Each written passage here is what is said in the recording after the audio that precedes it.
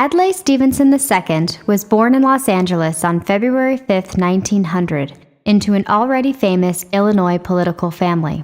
His maternal great-grandfather, Jesse Fell, was a close friend and advisor to Abraham Lincoln. Fell prompted Lincoln to write a short autobiography, which was used to promote Lincoln as a possible nominee for the presidency. Fell also encouraged the Lincoln-Douglas debates, which put Lincoln into the national political spotlight and helped lead to his nomination as a presidential candidate in 1860. Stevenson's paternal grandfather and namesake, Adlai E. Stevenson, was vice president to Grover Cleveland during Cleveland's second term. Stevenson's father, Lewis Green Stevenson, was Secretary of State for Illinois. This tradition of public service continued with Governor Stevenson's eldest son, Adlai E. Stevenson III, U.S. Senator from Illinois and Democratic candidate for governor. Stevenson studied history and literature at Princeton University and later worked at the Daily Pentagraph in Bloomington, Illinois, while earning his law degree from Northwestern University. Stevenson began his career in Chicago as a lawyer and held a number of different government positions. After World War II, he served as special assistant to Secretary of State Edward Stettinius Jr., and as senior advisor for the first General Assembly meeting. He mustered public support for the United Nations. From the time we were born, we heard politics in our family.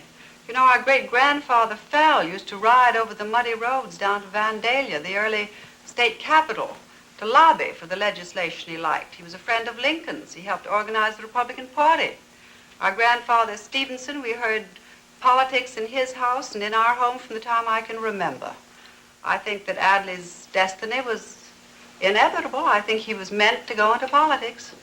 With a long family history and a desire to serve the people of the United States, it was no surprise that Stevenson would end up in politics. And so, in 1948, he ran against incumbent Dwight H. Green for governor of Illinois, and won by the largest majority in Illinois history up to that time, 572,000 votes, a larger majority than the presidential candidate Harry S. Truman that same year. This large win, along with the reputation he developed as governor of Illinois, led to his emergence in the national political spotlight.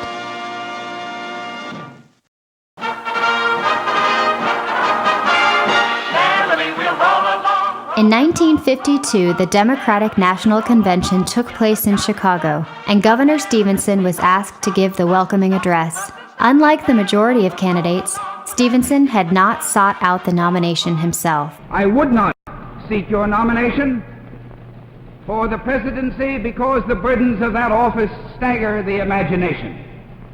Its potential for good or evil now and in the years of our lives smothers exultation and converts vanity to prayer. But everyone was so moved by his speech that he was nominated on the convention floor. Stevenson's campaign for president thus began with no staff and no money. Throughout the 1952 campaign, Stevenson consistently demonstrated that he was a politician more concerned with discussing the real issues of the day than in ultimately winning the election. Stevenson saw the election as a process that would both educate the American public as well as the candidate. Let's talk sense to the American people. Let's tell them the truth, that there are no gains without pain, that we are now on the eve of great decisions. He eloquently voiced the issues of the day with honesty and conviction, despite the fact that some of his views were unpopular at the time. Talking sensibly and honestly is not always easy. It means saying things that sometimes people don't like to hear. It means risking votes, and candidates are not supposed to do that. In the presidential election of 1952, television had a significant impact on the accessibility of candidates to voters for the very first time. In 1948, there were roughly 3,500 television sets across the country, but by 1952, there were roughly 17 million. The Republican candidate, Dwight D. Eisenhower, took advantage of this new media outlet by running short television spots during popular television shows. Stevenson, on the other hand, did not consider the office of the president to be a commercial commodity requiring advertising. Scene 4, 5, and 6. Take 1, track 43. He did agree to use commercial spots in his campaign, but was never really comfortable with television, as he thought it limiting and often found himself cut off mid-speech. To the new America, in which our abundance is used to enrich the lives of all of us. Oh, Nancy. You were a big help, Doc. Oh, I forgot. I forgot to deliver the groceries and made a speech instead. Stevenson lost the 1952 election by a large margin to the heavy favorite and wartime hero Dwight D. Eisenhower, winning only 9 states, not even carrying his home state of Illinois.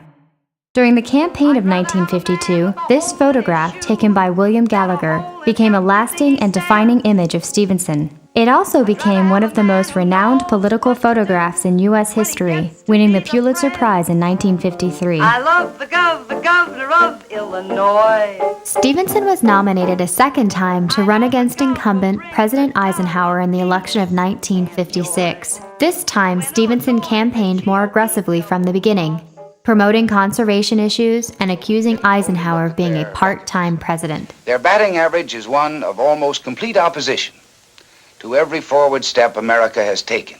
Stevenson still maintained his earlier views on what was becoming of the presidential election process. Are America's long-term programs for meeting these problems of lesser importance than winning this election?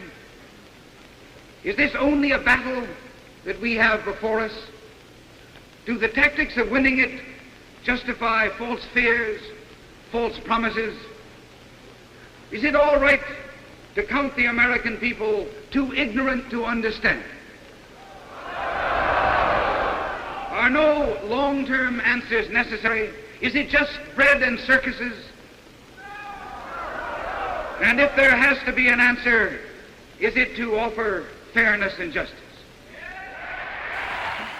Say, Johnson, what's this you got on your lapel? Stevenson. Eisenhower. Despite his efforts, Stevenson lost by an even larger margin to President Eisenhower this time around, carrying fewer states and still not carrying his home state of Illinois. Stevenson stated he was glad to even come out second.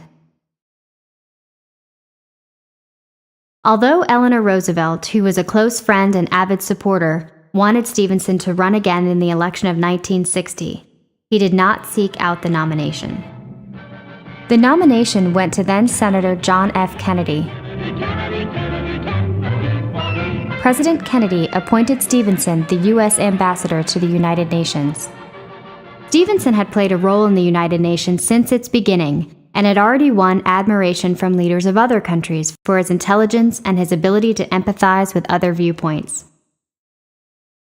During his years as ambassador to the UN, Stevenson dealt with a variety of issues and events, including violence in the Congo region of Africa and the war in Vietnam.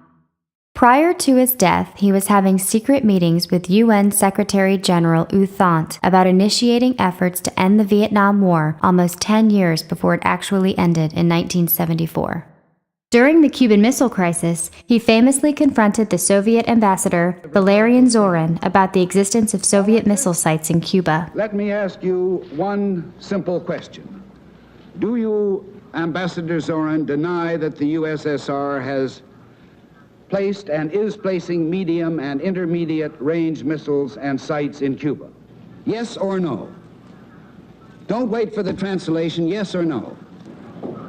I should like to say something. Вашу речь, господин Стивенсон. В свое время вы получите ответ. Mr. Stevenson, would you continue your statement, please? You will receive the answer in the due course. Do not worry. I'm prepared to wait for my answer until hell freezes over, if that's your decision. And I'm also prepared to present the evidence in this room.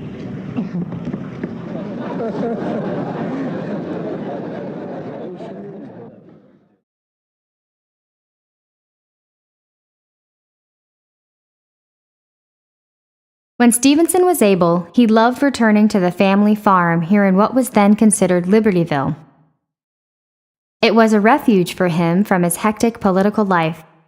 The farm, as he affectionately called it, was a place where he could come to think, write, and reflect. At the time, this was a working farm with gardens throughout the property and many different animals. Stevenson would take walks around the property, ride horses, ice skate, fish, and canoe on the Des Plaines River.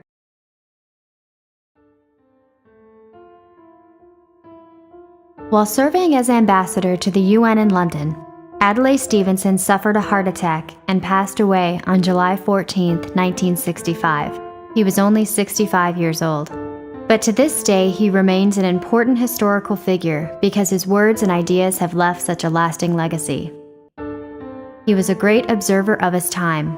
Many of the issues that concerned him over 50 years ago still concern us today. His great achievement was not political triumph or indeed triumph of any kind. His great achievement was the enrichment of his time by the nature of his relationships with his time.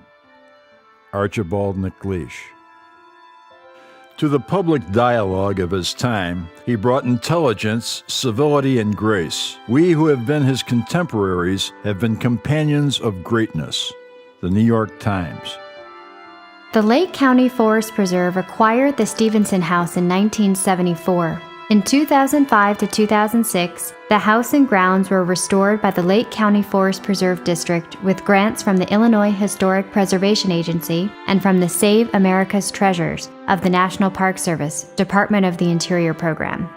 The historic date of restoration is 1965, the year of Stevenson's death. Let us be sure that our vision is high enough and broad enough, that it encompasses every single hope and dream of both the greatest and the humblest among us. I see an America where no man fears to think as he pleases or say what he thinks.